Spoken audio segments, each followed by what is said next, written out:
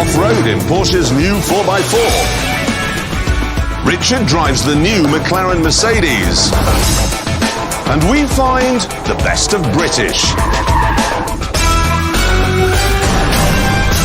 Hello! Now, tonight's show has a bit of a German theme. So, settle back, slot a bit of Kraftwerk into your Grundig, crack open a bottle of Blue Nun, and let's have a light canter through some of the achievements of the fatherland. This is a tank, and its job is to go through buildings and trees and stuff. And this is a sports car, and its job is to kind of go round everything. Like that. Now, these are two completely separate entities, but the Germans have decided they can be combined, that you can have a tank GTI.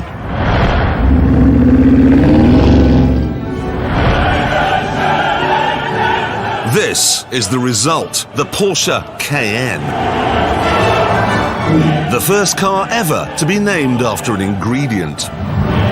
On the one hand, it's a huge 2.3-ton monster capable of dealing with the worst that the Somme has to throw at it. But when you take it on the road, it turns into an absolute screamer. It is hugely fast. This turbocharged 450 brake horsepower model is actually quicker than any Mercedes, Jaguar or BMW. It'll do 165 miles an hour. And then there's the acceleration. It just shrugs off its weight and flies. 0 to 60 takes 5 seconds and about 17 gallons of fuel. And it's not just fast in a straight line either.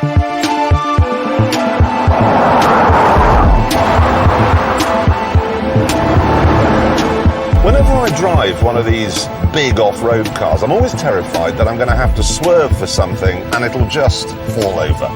But in this, there is no fear. It feels like I'm in a big, well-sorted sports saloon. It actually feels very similar to the Audi RS6.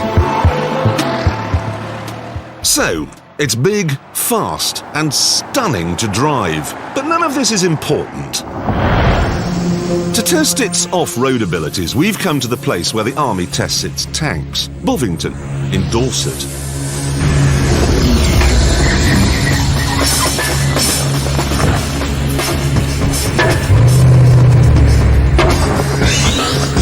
Now, most modern off-road cars, like for instance the BMW X5, would get stuck on a croquet lawn. This has lots of ground clearance, it's got locking diffs, it's got a low-range gearbox. As a result, I'm pointing straight at the sun. This is very impressive.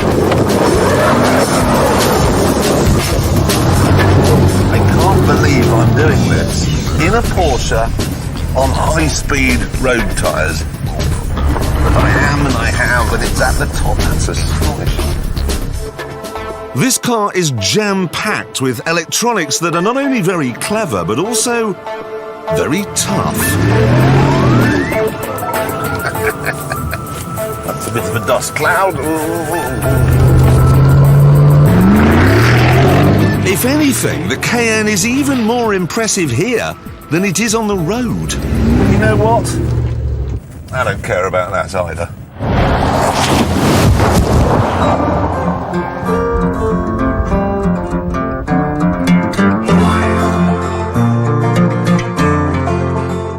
Inside you get lots of buttons to push, but not as much space as you might have been expecting.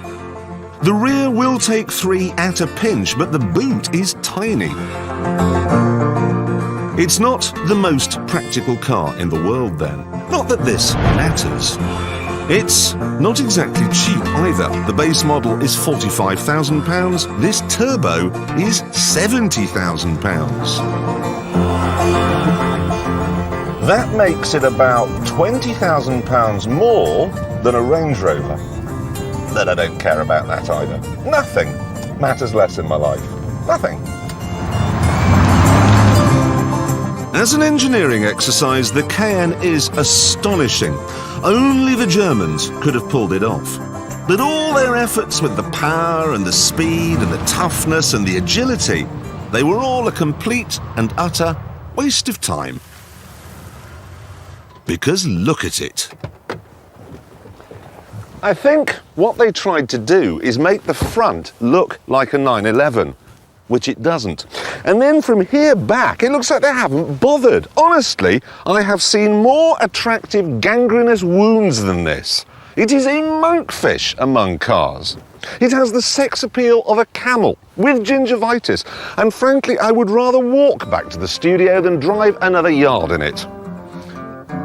So I shall. That way.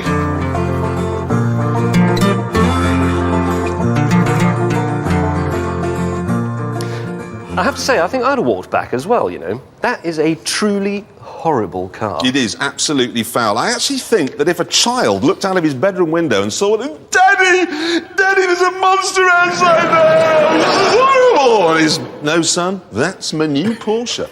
The thing is, they are absolutely everywhere. They're everywhere. You say that, but actually, Altrincham, I've got a list here of where they're being sold, OK? And Altrincham, which is a sort of footballer's wives suburb in Cheshire, they've sold more there than they have in Loughborough, Luton, Manchester, Medway, Middlesbrough, Midlothian, Milton Keynes, Newcastle, Newport, Normanton, North Dorset and North East Bedfordshire put together. And then there's Guildford. If you take Surrey and Cheshire out of the equation, they won't have sold one. I mean, it really is a question of, you are now entering Onyx County, please drive your Cayenne carefully. And the reason why no one here is laughing is because we are in Guildford. Onyx County. This lot have all, exactly, they've all got Onyx coffee tables.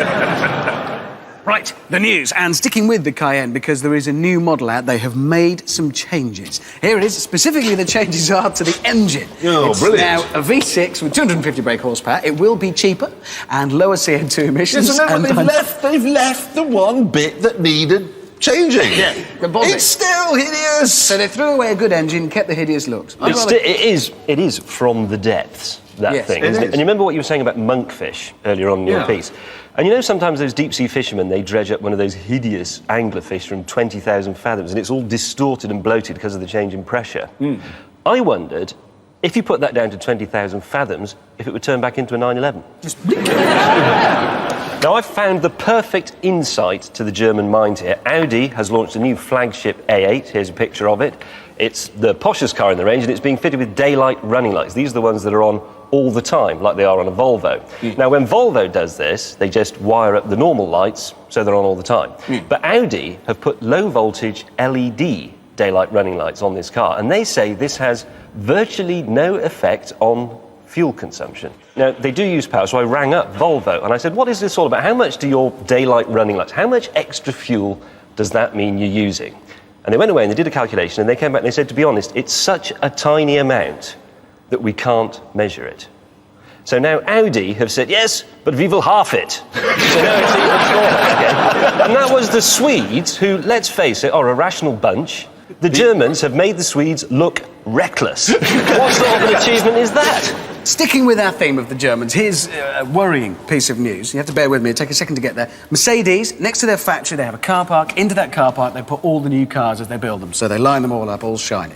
Their problem is, every year there are massive hailstorms. Massive. Big hailstones come down, ruin the paint on all their brand new cars. Mercedes, being Mercedes, obvious solution, well, just control the weather. So they've learned a way of sending aeroplanes up, and they drop chemicals on the clouds, and that in turn breaks down and dissolves the hailstones. No hailstones, doesn't destroy the cars. But this is a big problem. Well, this is a big problem, because those hailstorms came for a good reason. God sent them, and God sent them with good reason, because just up the road from the Mercedes factory is the German wine-producing area. God doesn't like German wine, let's be honest. So every year, God sends hailstorms to flatten the German vines, so we don't have to have any Blue Nun and Black Tower. And now Mercedes has gone along. We've got rid of the clouds. More German wine, I'm afraid, ladies and gentlemen. It's terrifying. It's bad news. No, but I've just wondered, why don't they just, for example, build a shed? Well, because they're German. Well, The thinking if I go Germans, this would outside- be simple. If it's hailing, I don't think... It is easier to send a Messerschmitt into the clouds and shoot it. Shoot the clouds out of the sky. Now, calendars, okay? It's a fairly simple thing, you know, to get a good calendar. When you walk into one of these tyre repair places or, you know, a clutch fitting, they've got it on the wall. What do you need to get a good one? You need a girl. Yes, baby oil. Baby oil. Put on her. To put on because she doesn't need clothes. And that's it, really. That's it, really. New Pirelli calendar's out. Would you like to see it? You'd like to see that? How could they have got it that wrong? Look! That's just an office accident. She's come just off a chair. A woman wearing a jacket last worn by Carol Decker into Pau has fallen off a chair. She's probably spilled her coffee. Actually, it's quite a sad incident. That's rubbish. It's a There's no set- tyres on it, anyway. No, exactly. Okay, would you like to look at this one? What? Look at it. And do you know I'm sorry, something? that is not going to grow. Do you know something really bizarre? Is you can't even use it as a calendar because how do you read it going children's nativity play? There aren't any dates on No, it. but there are. They're here. Can you try and see this? Look. There you go. Look. Oh, you can see it. It does Oh, well, that's actually just have. stupid. I think, quite honestly, we should do a Top Gear calendar. That God, would not a- be on it. No. No. But I mean, how hard What? can it be? Make one, you mean? January? Sort it out. February. Where? Not you, sir. Look at Behind people you. edging away. Ooh! March. What? Hey! March is sorted. August? Possibly April as well. What are you doing in August? Anything? You busy? I'm- You with him? Yeah. Right.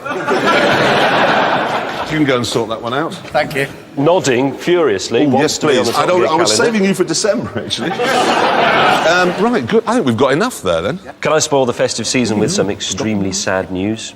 The Vauxhall Omega is dead. I'm sorry, it is. What It are we is gonna dead. do? I don't know. No, because honestly, whenever they say we'll send a car to pick you up, I always hope for an S-Class. But, of course, the BBC are never actually going to send one of those. That is my favourite car to be in the back of. I agree entirely. There's a lot of lure. There is a lot There's of all allure. that really deep. I get lost in it, just like finding my way. A bit like I love that as the best minicab ever made. Ever. Obviously, it's very sad that it's gone out of production, but I'm thinking Vauxhall, all they need to do to keep it in production forever, actually, is find some way of building it with 120,000 miles already on the clock and smelling of BO, and they fly it straight away, and Yeah, that's that'd that. be brilliant. Right, if I can draw the news to a close and get back to our theme, the Germans. This is the new Mercedes CL65. It has a 6-litre twin-turbo V12 engine, 612 horsepower, and so many torques that Mercedes actually had to detune the engine to stop it blowing up the gearbox. Now, it does cost £120,000, but amazingly, it isn't the top banana Mercedes. No, rather annoyingly, I had to go to South Africa to drive that. So why do we have to come all the way here to Cape Town? It's a puzzler. After all, South Africa has the highest rate of carjacking in the world, so it's hardly the perfect place to drive a 300 grand supercar. No, it is a real struggle to see a single reason why senior Mercedes executives would want to spend a month here in November. Anyway, the car. It costs 3 times as much as the most expensive Mercedes, so it had better be at least 3 times as good. Let's have a look. Well, it's certainly got the presence, the charisma, that long bonnet, those grills in the wings. Crikey, it does look good. If there's one thing any supercar's got to do, it's make you feel like a 10-year-old as soon as you look at it. Mission accomplished, I think. And this shape, remind you of anything? Formula One car. And then there's this, the doors. How long until you tire of that? Well, you never will. But it's got one more trick. Starting it. Lift and press the button. Ooh. I've just come over all funny. And on the move, it loses none of that charisma.